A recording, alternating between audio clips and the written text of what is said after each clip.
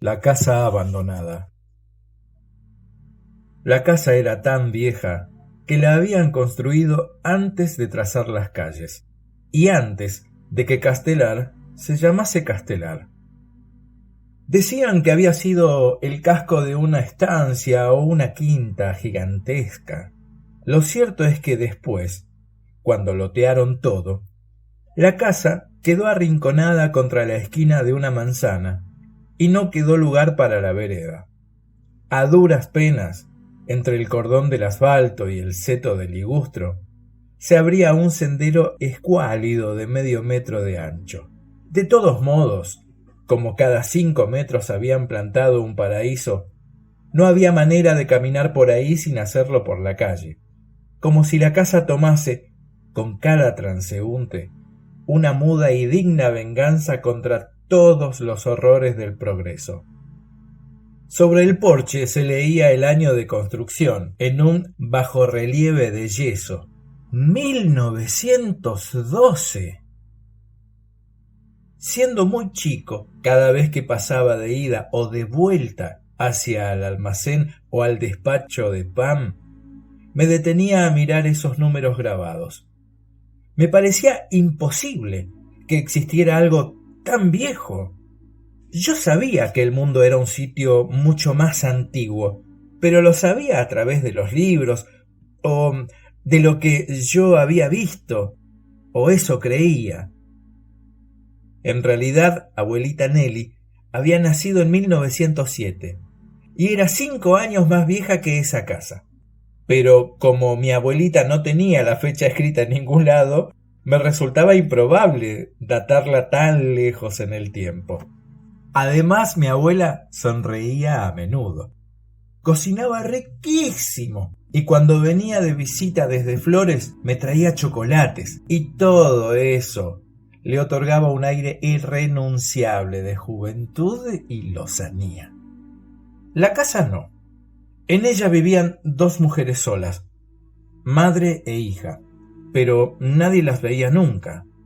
La madre, decían, era una anciana que no salía jamás a la calle. La hija era maestra, pero nunca la vi.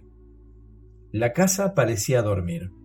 Por entre los ligustros se veían de vez en cuando los póstigos abiertos en las enormes ventanas laterales, o la ropa tendida en una soga al fondo del jardín. En la primavera de 1978, y mientras gastábamos la tarde con los chicos en la vereda de mi casa, vimos un inusual movimiento en la esquina, gente que entraba y salía, algunos hombres de traje, que fumaban junto al portón. En el barrio las noticias viajan rápido. Era un velorio.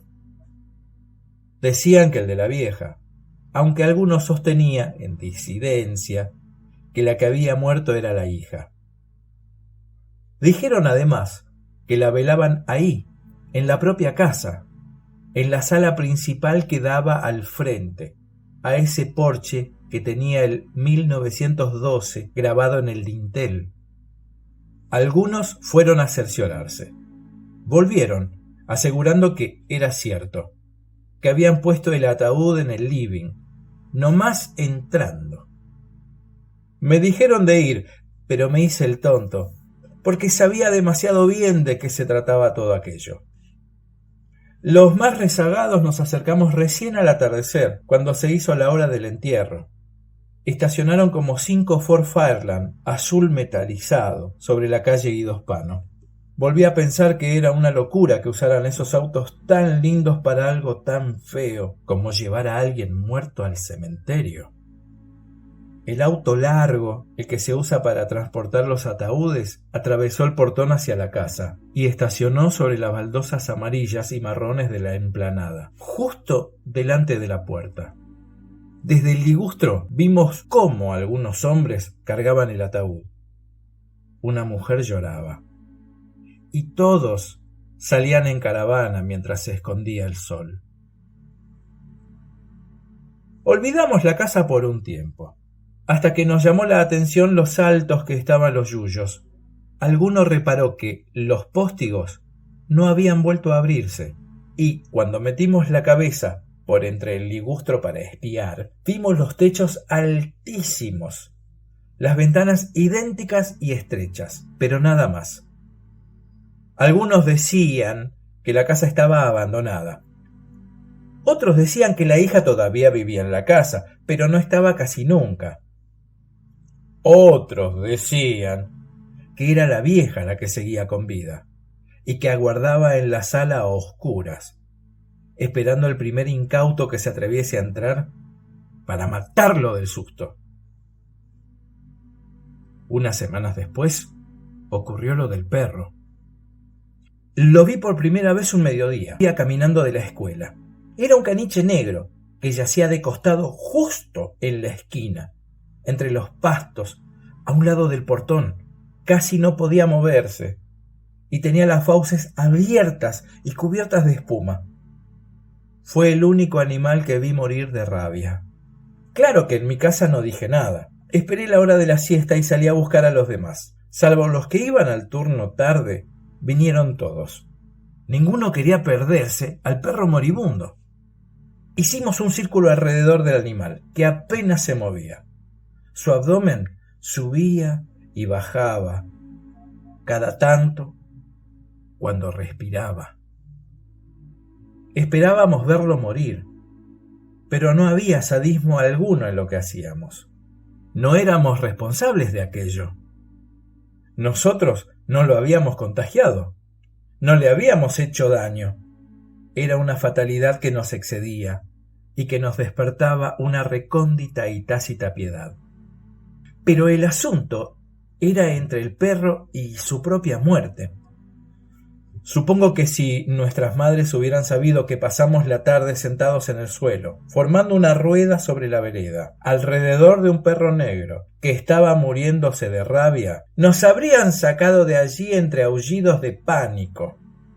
Pero no estaban. Recién nos levantamos y nos fuimos cuando estuvimos seguros de que el animal había dejado de respirar.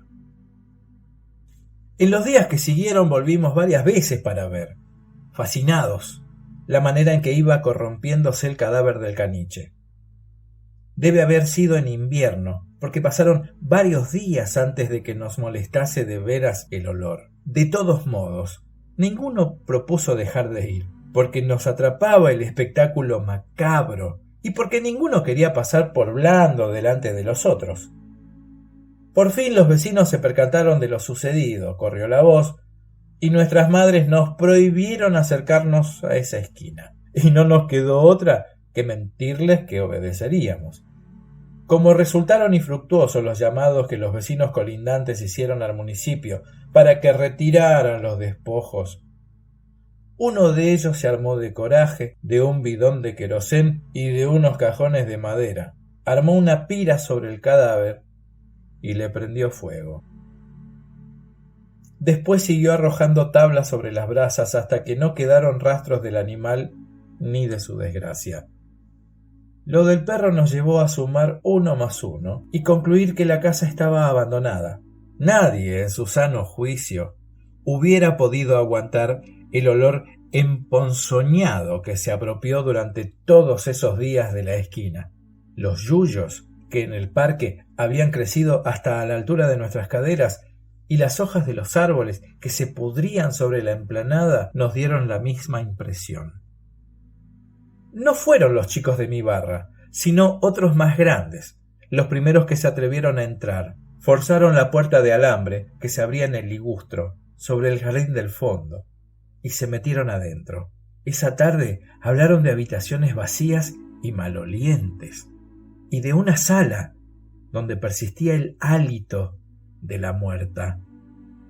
Naturalmente nos corrió un frío por la espalda, y naturalmente nos juramentamos entrar. Nadie confesó que tuviera miedo, pero nos aseguramos de elegir un mediodía soleado y de caminar bien cerca unos de otros para alejar a cualquier espectro que hubiese quedado vagando por las habitaciones vacías. Pasamos el portón de alambre, medio vencido por los empellones de los pibes más grandes que nos habían precedido, y avanzamos por entre los yuyos humedeciéndonos las pantorrillas. Entramos a la casa por atrás, porque los grandes habían forzado esa entrada y no la principal que se veía desde la calle. Un pasillo atravesaba la casa de punta a punta y a los lados se abrían todas las habitaciones. Lo primero que me llamó la atención fueron los techos. Eran altísimos. De tanto en tanto los oscurecían tupidas telarañas o enormes manchones de humedad que bajaban por las paredes hasta el suelo.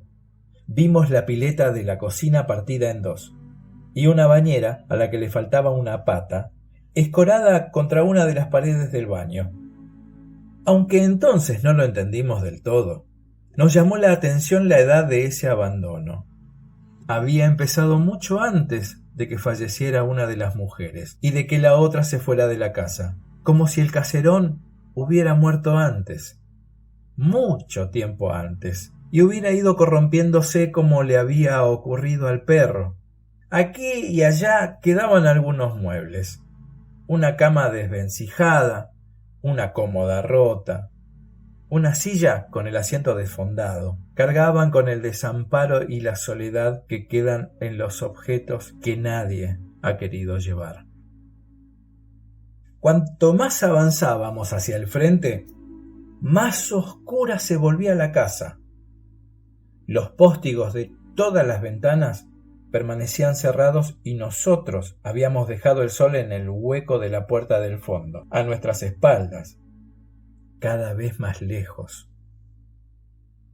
Cuando llegamos al salón principal, la penumbra era más honda todavía, porque los árboles del jardín delantero eran muy frondosos. «Acá velaron a la muerta», dijo Esteban, que había estado el día del velorio, y nadie agregó palabra. Avanzó hasta el centro y marcó una altura con las manos, un poco por encima de su ombligo. «Acá pusieron el ataúd, así, con los pies para allá. Yo lo vi». Supongo que disfrutaba de nuestro pasmo. Señaló una de las paredes. Ahí apoyaron esos cosos de flores que parecen escudos. La muerta tenía puesto un camisón blanco, todo así. Acompañó el todo así con un gesto de frotar el pulgar con el índice y el mayor, como quien roza una tela finita, como un tul. Yo sabía que eso no era un camisón. De hecho, sabía que su nombre correcto era mortaja, y sabía que los arreglos florales no eran escudos, sino que se llamaban coronas. Pero contrariando mi costumbre de demostrar mis abundantes conocimientos teóricos, permanecí callado.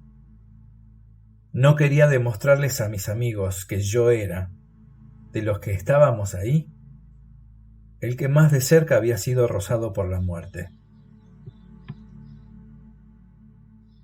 De todos modos, esa muerte no dolía, solo asustaba. Una muerte ajena, de una mujer a la que no habíamos conocido. Esteban nos hacía de guía y nos dejábamos llevar.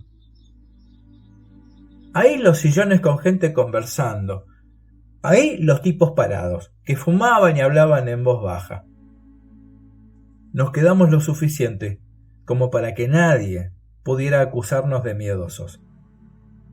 Pero hicimos más rápido el trayecto de vuelta que el de ida, porque ahora teníamos la luz del sol llamándonos desde la puerta del fondo, y a nuestras espaldas se cernía esa sala oscura y húmeda en la que todavía se palpaban las ceremonias de la muerte. Pero cuando ganamos el jardín enmalezado, no nos fuimos. Rodeamos la casa hasta el frente, hundidos hasta la cintura en el yuyal y arriesgándonos a que alguien nos viese desde el portón de entrada.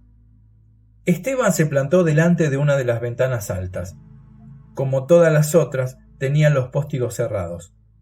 Se agachó para recoger una baldosa floja, desprendida de su sitio por la presión de las raíces de los árboles.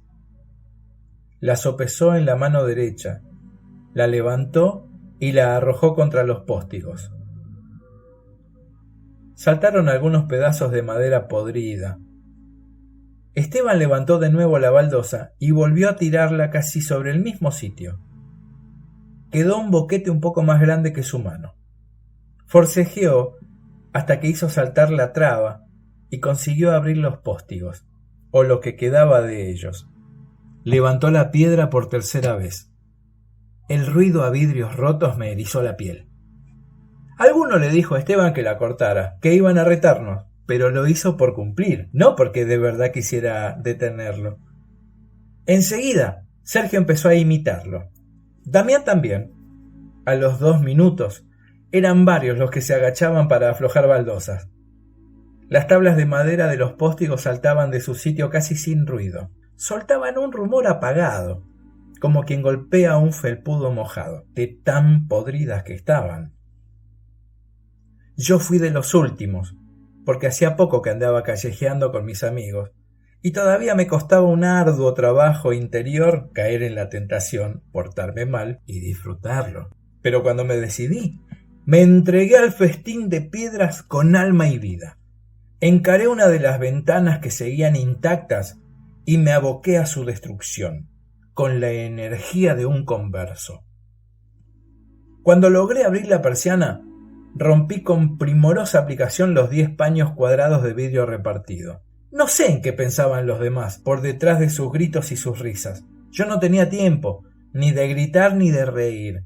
Necesitaba destrozar todos los vidrios. Y detrás de los vidrios, todos los ataúdes, las coronas y las mortajas. Salimos disparados como libres cuando escuchamos los primeros gritos de la vecina, aunque los yuyos enormes nos dificultaban la marcha y a veces nos hacían caer. Mientras me encaramaba en el portón de alambre, que ya casi yacía en el piso a fuerza de empujones sucesivos, me di vuelta para ver otra vez la casa. Ya no le tenía miedo, y creo que los demás tampoco. Ojalá a la muerte siempre se la pudiese hacer recular así, a pura fuerza de pedradas.